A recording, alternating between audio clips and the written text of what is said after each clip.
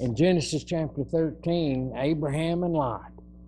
Abraham's name is going to be changed in chapter 17. Right now it's Abram, and God is going to change his name in chapter 17 to Abraham, father of the multitude, father of the faithful. We all know sometimes experiences that we have. We know that sometimes some of the experiences that we go through in this life is a hard teacher, isn't it? What would we call that today? When we have things that we work hard at and something goes wrong in our life and we're tested and we find things hard sometimes, the lessons that we learn, what do we call that? The school of hard knocks. I read your lips. The school of hard knocks, that's right. There are some hard lessons that we learn that teach us and help us to grow. So when God first called Abraham in Genesis chapter 12, 1 through 3, now the Lord said to Abram, go forth from your country and from your relatives and from your father's house to a land I will show you. I will make you a great nation, and I will bless you and make your name great, so you shall be a blessing, and I will bless those who bless you, and to the one who curses you I will curse, and in you all the families of the earth will be blessed.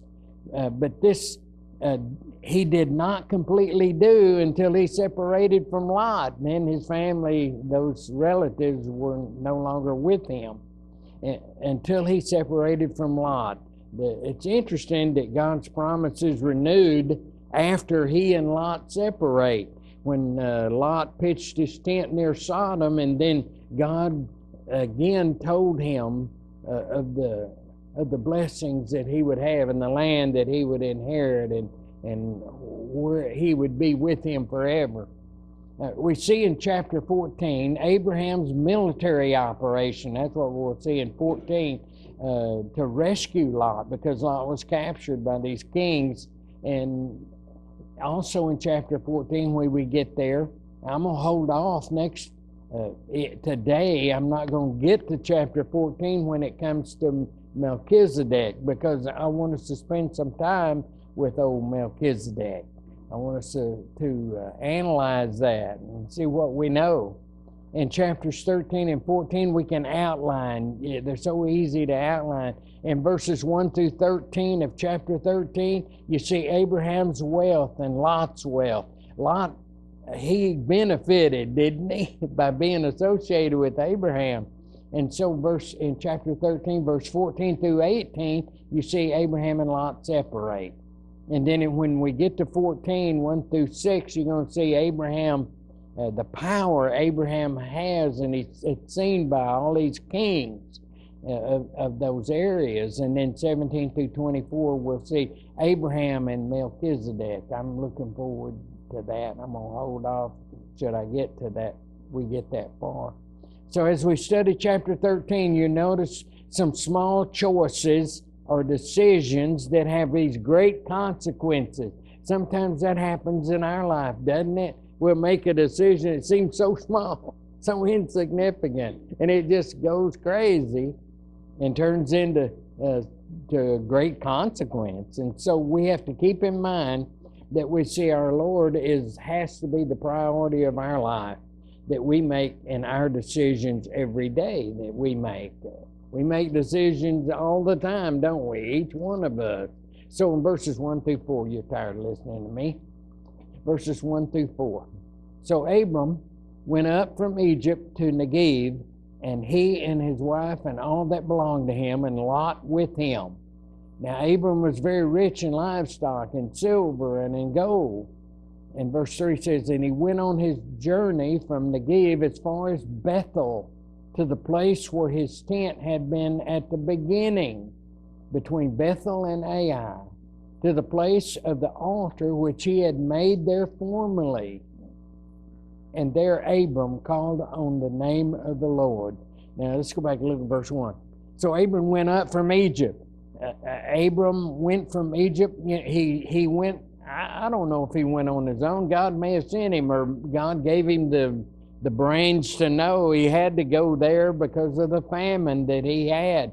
but he traveled north back to the land of Canaan. He has everyone traveling with him. We see the phrase, all that he had, or King James says, I think, all that belonged to him. So Abram was richly blessed in verse 2, gold and silver and livestock. And Lot benefited as well as Abraham by having that close association with Abram. And so in verse 3, as far as Bethel, in verse 4, to the place of the altar, he's coming back to southern Canaan, and he continued north until he reached Bethel and Ai. He was traveling slow because he's had to allow all those herds that he had to graze along the way. He was in a place that he was before. He was already been there before he went to Egypt. And now he's back, and the first thing he does is build an altar at the place where he had already built an altar. And he called on the name of the Lord.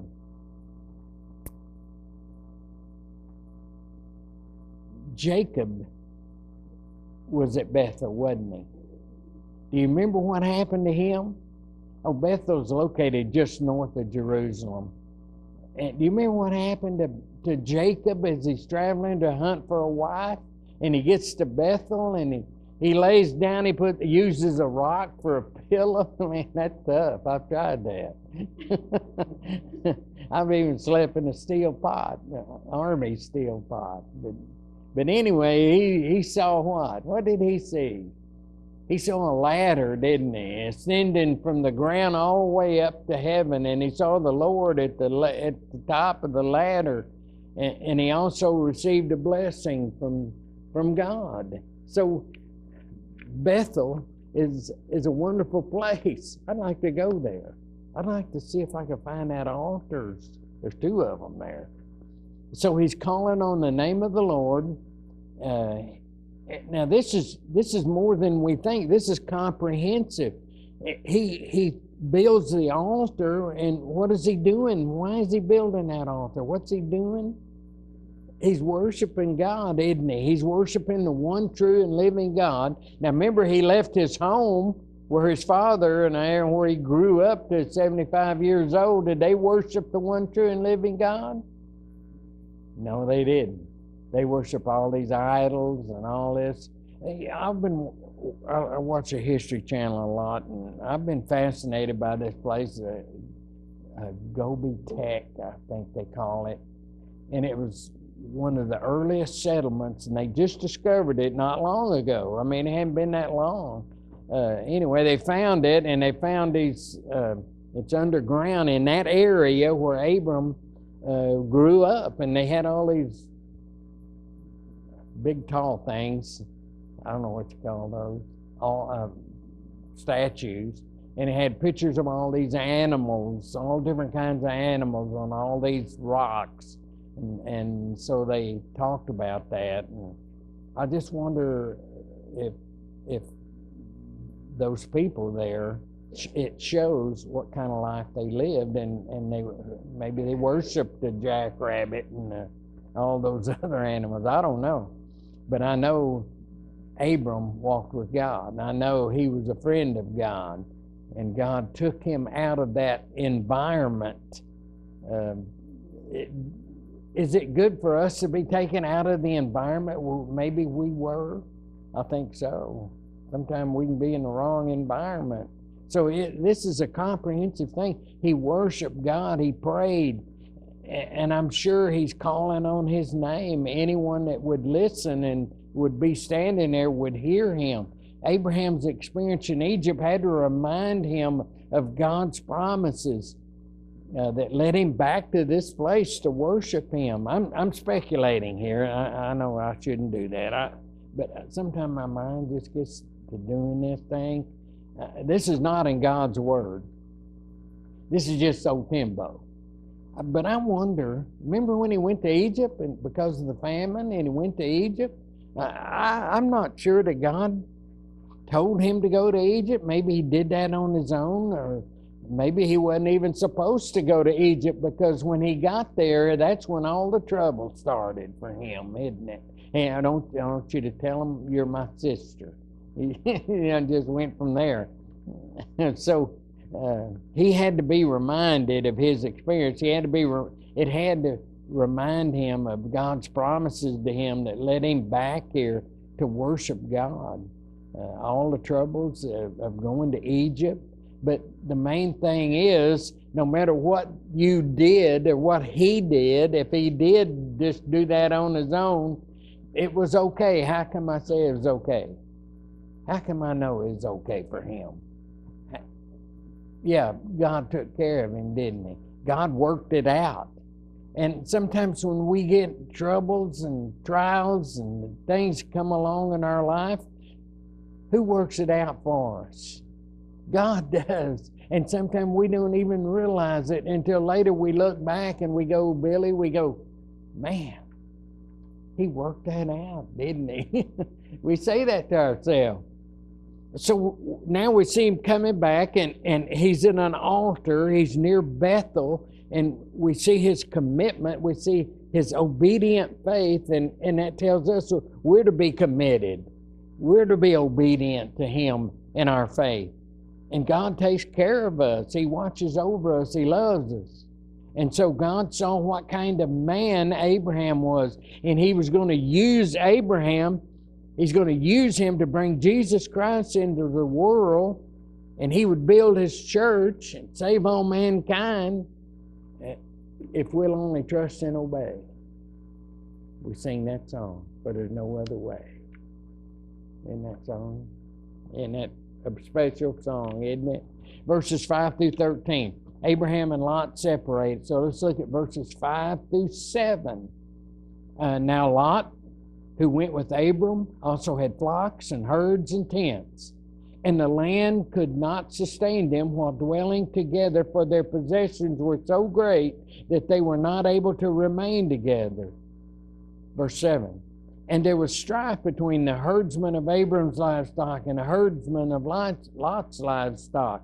Now Canaanite and the Perizzite were dwelling then in the land. I'm going to stop there for just a second. So Lot had been greatly blessed, and you see also that Lot had, the reason is just by close association with Abraham. Not only is Abraham wealthy, but Lot, by his association, becomes okay too.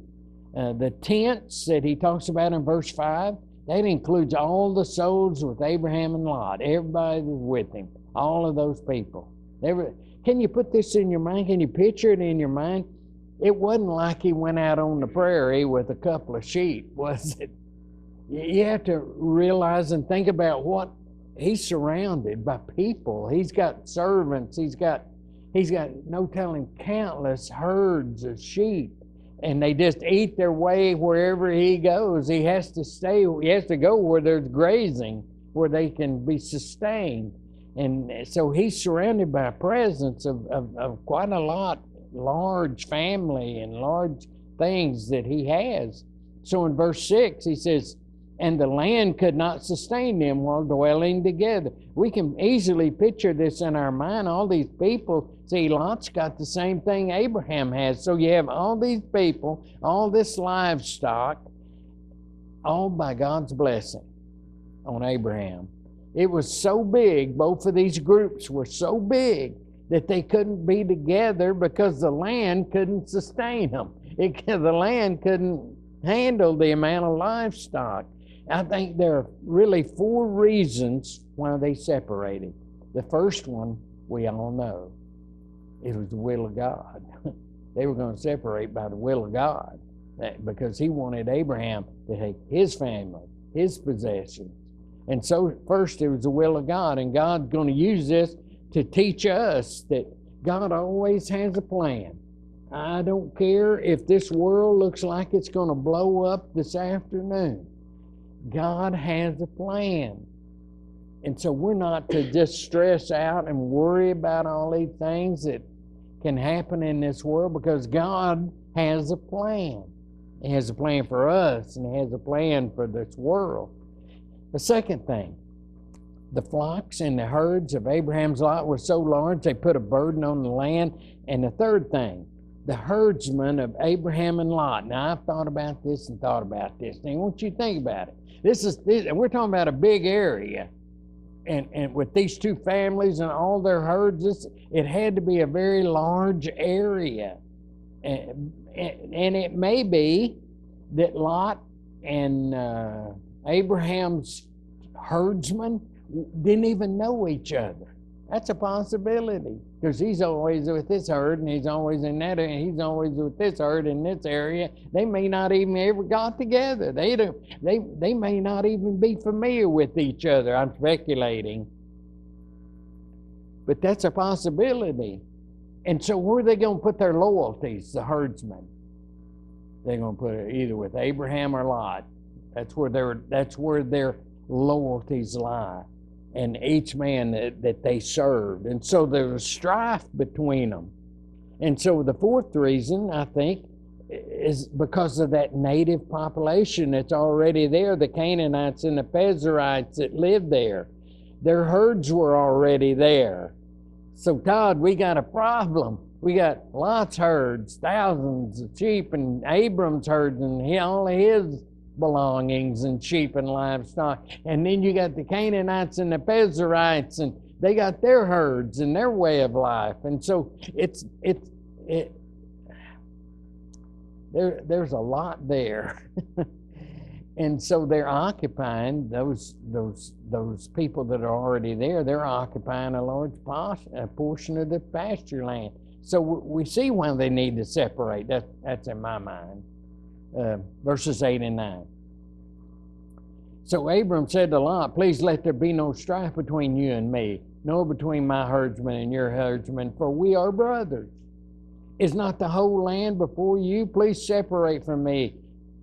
If to the left, then I will go to the right, or if to the right, then I will go to the left. Now I'm going to stop there. This is important. Abraham said to Lot, even though their herdsmen are in conflict with each other over grazing, maybe even water rights, can you imagine? They want their herds to be watered before the other herds were watered, and all those problems. It doesn't seem to affect Abraham and Lot's relationship, does it? It doesn't seem to do that. Abraham said, please let there be no strife between you and me, nor between my herdsmen and your herdsmen. We're all brothers. What's he trying to do? Keep peace. Do we do that? Do we do that in our families? Oh yeah. We want peace. We want to keep peace. Boy, you go to my family reunion, that's the first thing you think of. Let's keep some peace. You make sure that the strife is over, that we're not going to have any strife. That's what he's doing. Abraham even offered Lot in verse 9 his choice of the land. In verse 9, is not the whole land before you? It's what he says. Abraham and Lot are going to be separated because God wants them separated. And Abraham tells Lot politely, please separate from me. And then he tells him, Lot, you can have your choice of land. If you go to the left, I'll go to the right, or vice versa. Either way, wherever you go, I'll go in the opposite direction. I want you to think about that. He's going out of his way to avoid the strife. Sometimes we have to go out of our way. We have to bite our tongue so we won't have strife. And so look at verse 10. I want to say this first before we read verse 10. During that period of time where people lived, who usually got the first choice? The oldest, the elder. He got his first choice. Abraham's given that up. Either that or Lot doesn't appreciate it. Shouldn't Lot say, oh no, Abraham, I've gone as far as I have with you and you've blessed my life.